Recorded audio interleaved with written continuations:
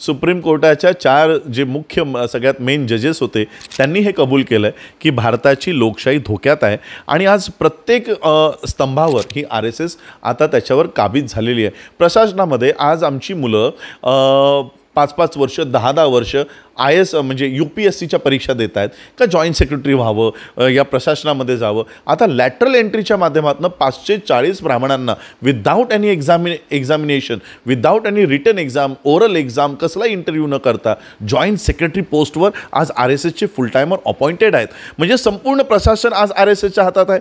संपूर्ण TV channels एकही TV channel आज न्यूट्रल जो प्रश्न विचारू शकतो नरेंद्र मोदीला राहुल गांधीला आज असा न्यूज चॅनल आमच्याकडे एकही जो सॅटेलाइट बेस आहे एकही चॅनल नाही। तो केवळ एकाच विचारधारेचा पुरस्कार करणारी ही TV चॅनल्स देतात। त्याच्यातही RSSने कब्जा केलेला आहे। न्यायपालिका मी गुजरातच्या एका हायकोर्टाचं उदाहरण देऊ इच्छितो।